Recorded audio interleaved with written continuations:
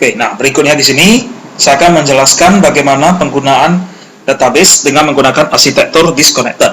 Di mana di sini akan kita gunakan adalah SQL data adapter dan dataset. Nah, saya akan mengambil contoh yang dari video sebelumnya, di mana pada video sebelumnya Anda sudah disajikan bagaimana kita bermain-main dengan database arsitektur connected yang menggunakan SQL command.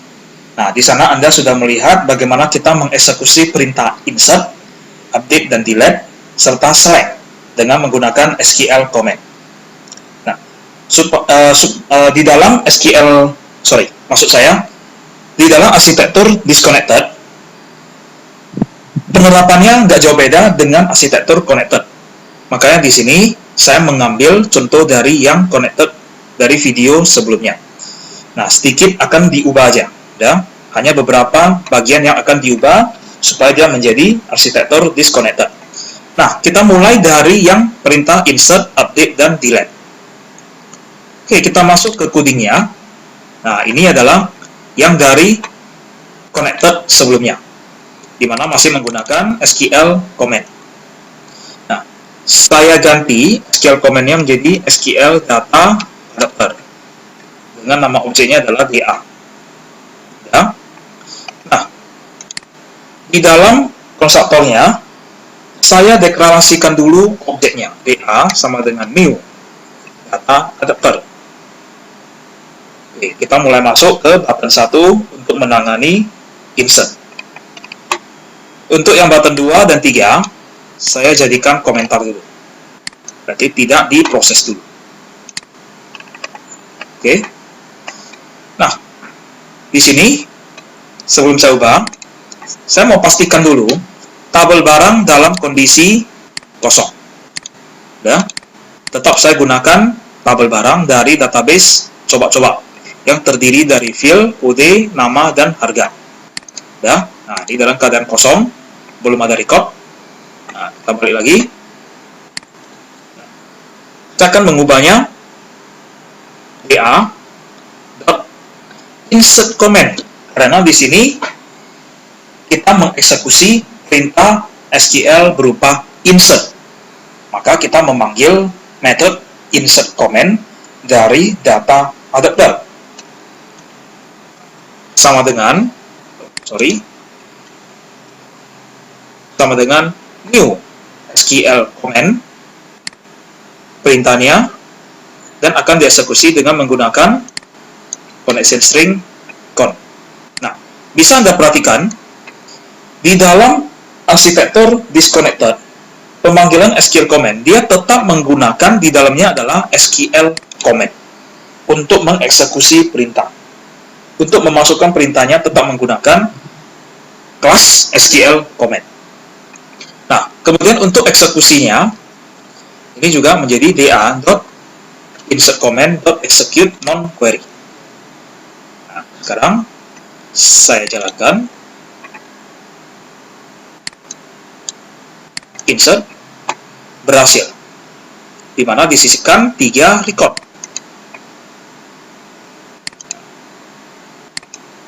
Oke, nah 3 record. Kita lihat di dalam database, apakah 3 record? 1, 2, 3, 4, dan 5. 3 record. Berikutnya lagi, sekarang untuk yang update. Ini saya buka. Juga saya ganti seperti yang di atas ini. Cuma bedanya dia menjadi DA.update. DA.update comment. Kalau tadi insert comment. Begitu juga dengan ini, DA.update comment. Nah, perintahnya di sini mengupdate harga menjadi 23.450. Tidak ada kriteria, artinya semua record. 3 record yang sudah diisikan di atas, harganya akan diubah menjadi satu harga yang sama. Saya jalankan. Update, berhasil. 3. Berarti 3 record berhasil diubah. Nah, kita coba lihat apakah benar execute, harga berubah. Oke, Lanjut lagi untuk yang hapus. Saya buka komentarnya. Nah, ini saya menjadi da.delete comment. Begitu juga dengan ini da.delete comment. Saya jalankan. Nah, Anda perhatikan apa yang dihapus? Semua record. Karena tidak ada kriteria. Berhasil. 3 atau 3 rows affected. 3 record berhasil dihapus. Harusnya tabel sekarang sudah kosong. Ini nggak ada lagi. Execute. Nah, kosong. Oke. Nah, ini adalah contoh dari bagaimana kita menggunakan data adapter. Ya, kita menggunakan data adapter untuk mengeksekusi perintah insert, update, dan delete dengan menggunakan data adapter atau arsitektur disconnected. Nah, bagaimana dengan select? Oke, sama seperti video sebelumnya, ada form 2 di sini. Ya. Nah, sebelumnya di sini startup project-nya saya ganti menjadi form 2. Jadi tidak akan dijalankan form 1 lagi. Oke, lakukan langkah yang sama seperti yang di atas, seperti yang ada di form 1. Ini menjadi SQL data adapter DA. Nah, di sini langsung saya terapkan dengan dataset DS. Ya, oke. Di bagian konstruktornya DA sama dengan new data adapter, DF sama dengan new dataset. Apa fungsi dari dataset ini? Kalau di dalam connected, ya, semua eksekusi perintahnya, ya, khususnya select, yang dia baca, langsung dia baca ke database-nya, langsung diakses ke tabelnya. Nah, kalau dengan disconnected, jika untuk perintah select, data atau record yang dieksekusi, dalam hal ini adalah query, perintah SQL query, hasil eksekusinya dan bisa kita simpan ke daerah virtual, memori virtual. Jadi ada satu bagian memori virtual, yakni dataset. Nah, dataset ini di dalamnya itu hampir mirip seperti database, tetapi dia namanya adalah database virtual. Jadi database yang hanya tersimpan di memori. Begitu programnya di stop, maka hilang sudah semua data yang tersimpan di dataset. Nah, jadi dia hanya bersifat sementara aja, ya, dan dia akan membebani klien karena posisi dataset ini ada di klien. Oke, nah, di dalam CMD ini saya akan ganti menjadi da.select comment sama dengan new SQL comment. Nah, khusus untuk perintah select, ya, kita tidak perlu menggunakan ini SQL data reader dan sebagainya. Nah, ini saya hapus. Saya memasukkan da.fill ds, test. Nah, misalnya di sini tbl test. Ya, jadi hasil query ini akan disimpan ke nama tabelnya adalah tbl test yang berada di dalam DS. Apa itu DS? Dataset. Nah, buktinya apa? Misalnya di sini saya ubah this.text. Saya akan munculkan ke form sama dengan ds.table, yakni tbl test rows count toString. Fungsinya di sini, setelah dieksekusi ini, ya, maka hasil record tersebut akan disimpan ke tabel sementara, yakni tabel test yang ada di dalam dataset.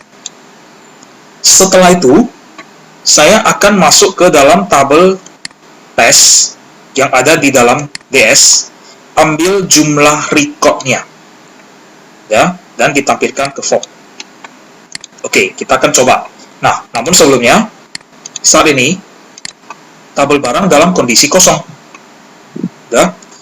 Nah, saya mau tambah recordnya dulu. Ini, saya balikkan lagi ke form 1. Saya jalankan. Saya insert. Nah, ini udah masuk 3 record ya. Oke, saya balik lagi ke form 2.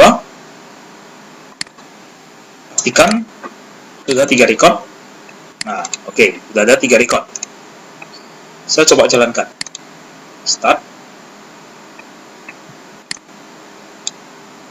Select. 3. Nah, jadi, ada 3 record di dalam tabel tes. Ya. Oke. Saya akan tambah lagi beberapa record yang lebih banyak. Nah, tambah record di sini, saya akan tambahnya secara manual aja. Dari SQL Server. Sudah ada 3 record. 126. Misalnya apa? Indomie. Misalnya mungkin di sini 75.000. 127. Misalnya tepung.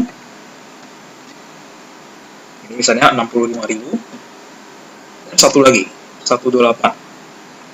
Misalnya bawang putih. 150.000. Ya. Oke. Harusnya 6 record. Nah, kita kembali lagi kemari. Saya tambahkan lagi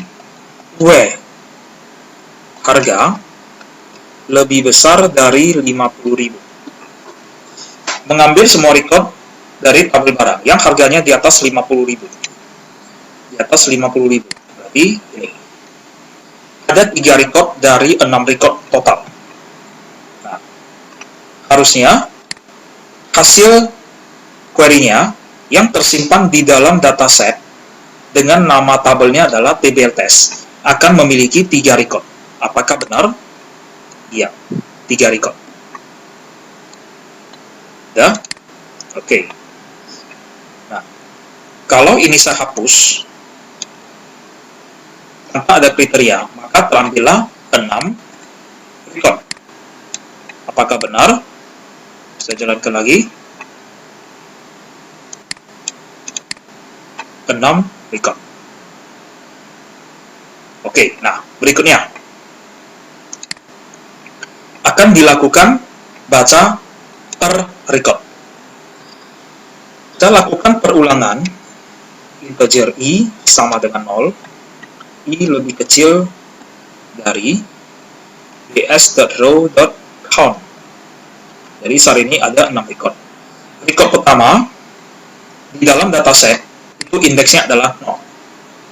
Lanjut, record kedua indeksnya 1, 2, 3, sampai dengan ini indeksnya adalah 5. Record ke-6 indeksnya adalah 5. Berarti lakukan perulangan mulai dari 0 sampai dengan 5. Ya. I++. Oke. Akan dilakukan di dalam, ya, di sini, garis, sama dengan, saya akan mengambil record pertama.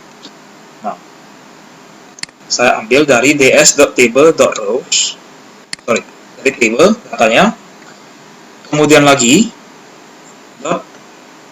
rows, posisi indeks ke i, baris ke i. Nah, kalau perulangannya ini adalah 0, maka ini adalah 0, artinya record pertama. Record pertama untuk kolom apa? Kode. Dot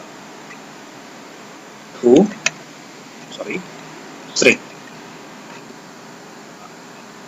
Itu field pertama. Jadi dia baca dari tabel test yang ada di dalam DS pada baris ke i. Perulangan pertama i-nya 0, maka record pertama. Baris pertama kolom kode. Nah, setelah itu garis sama dengan string.content. Penulisannya hampir sama dengan baris yang sebelumnya ya. Ada contoh video sebelumnya. Diberikan strip, koma, saya copy ini lagi. Kali ini nama. Kita turun ke bawah aja karena agak panjang.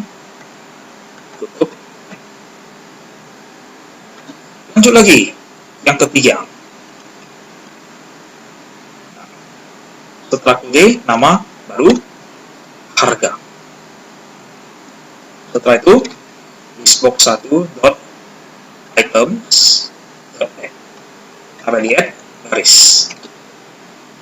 Jadi baris yang pertama dia mengambil kode untuk record ke i, gabungkan dengan nama, gabungkan dengan harga. Setelah itu cetak ke listbox. Oke, kita lihat.